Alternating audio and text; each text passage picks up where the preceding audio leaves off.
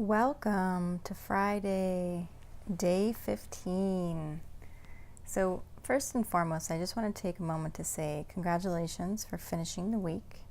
I'm hoping each and every one of you were able to do meditations Monday through Thursday. If you didn't, please be sure just to catch up over the weekend.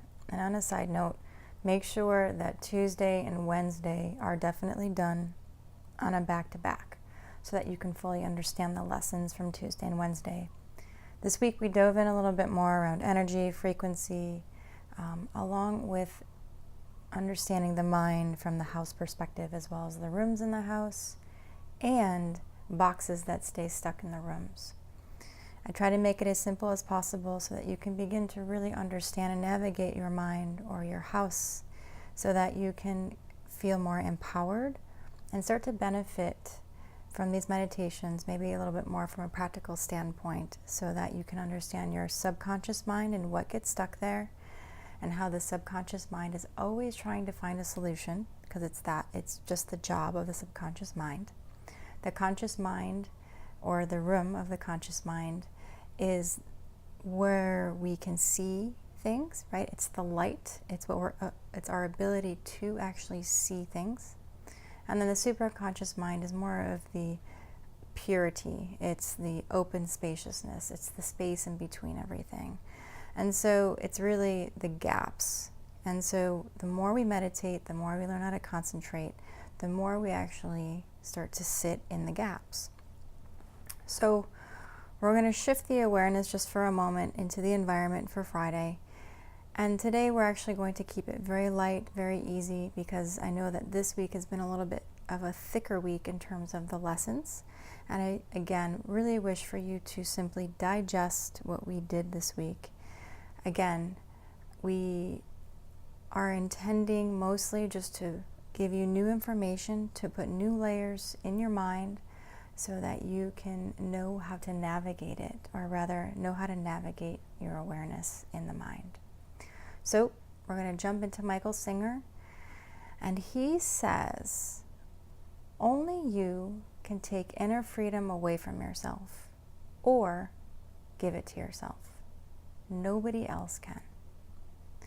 So Michael A. Singer is one of my most favorite authors, and he writes this book called The Untethered Soul. And if you ever have a desire to jump into a book, I highly recommend this book.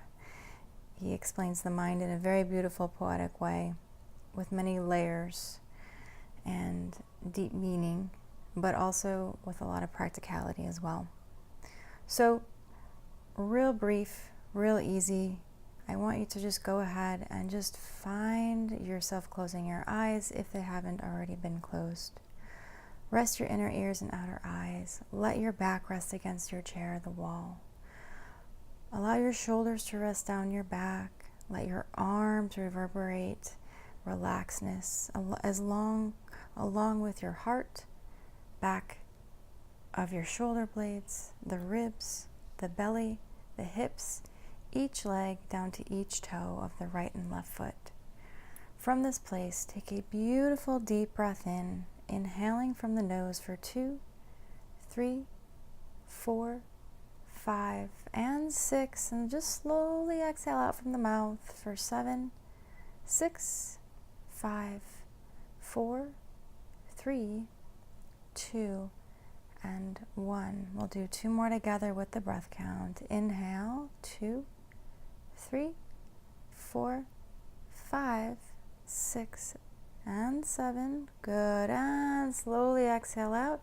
8, 7, 6, 5, 4, 3, 2, and 1. Last one together to inhale. 2, 3, 4, 5, 6, 7, 8, and exhale. 9, 8, 7, 6, 5, 4, 3, 2, and 1.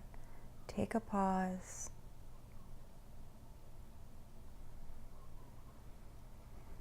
Notice how you feel.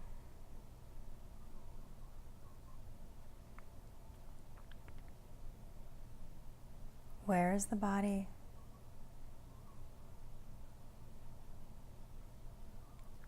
Where is your awareness? What is it currently on?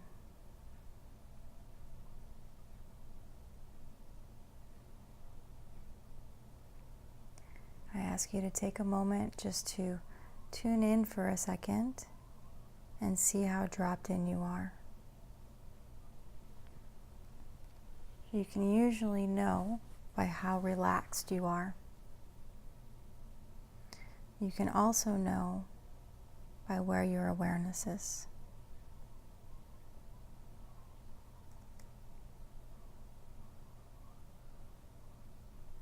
Good. So today we're just going to clear our energy again with the intent of clearing the week to reset you for the weekend. Now, the quote that I brought up today from Michael Singer was an important quote, and it was a quote that I specifically brought up for today, Friday, and in the theme of environment, to remind you that you are naturally empowered. That when we make decisions, for instance, when we say yes to something or no to something, these two things or these two words can either empower us to step into who we really are and our potential, or disempower us. Okay? So I want to encourage you to think about your week for a moment. And more so, think about something you said yes to. Could be coworker, could be friend, could be family member. And take your awareness now from what you said to this person. And ask your body, ask your heart, if you felt empowered by saying yes to them.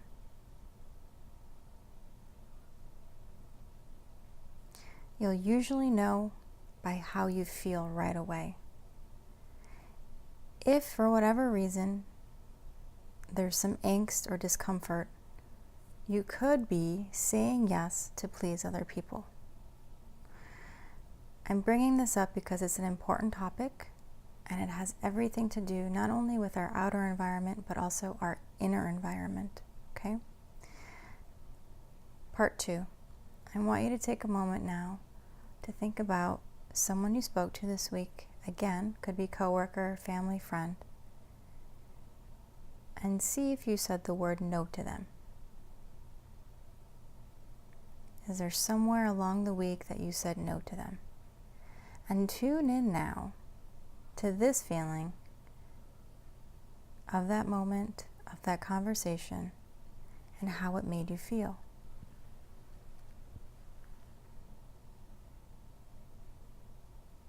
Sometimes by saying no to people, we may have guilt or shame that comes up because we want to please someone, or we want to make sure that we're meeting someone else's needs.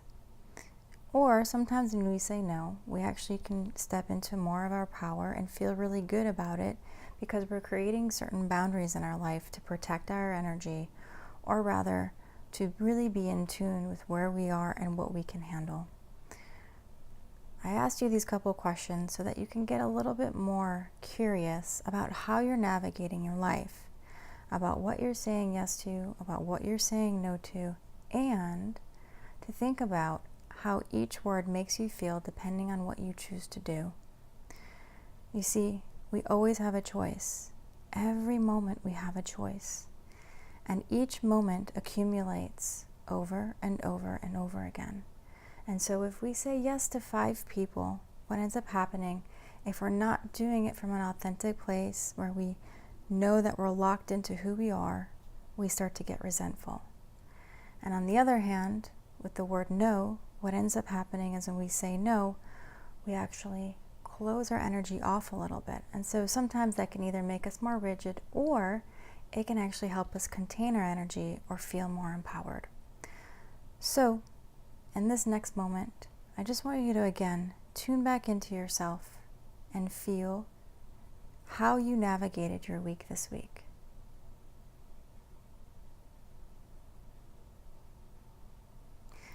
Then take a nice deep breath in from the nose, inhaling from the nose.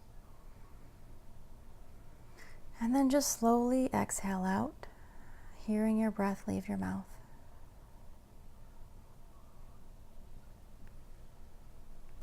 Good. Do that again with me. Inhale, deep breath in from the nose. Exhale out.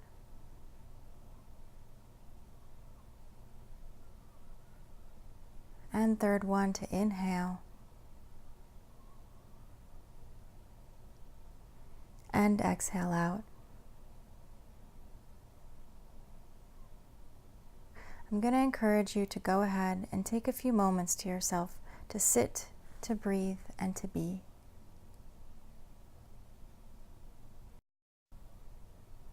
Please note, when you're here, allowing yourself just to be present with whatever has come up today, please be willing just to be open to what has shown up for you today.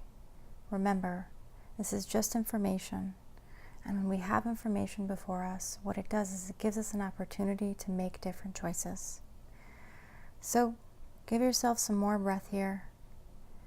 And when you're ready, after a couple minutes, eventually open up your eyes to slowly come back into the room and do your survey. Thank you, and namaste. Have a great weekend.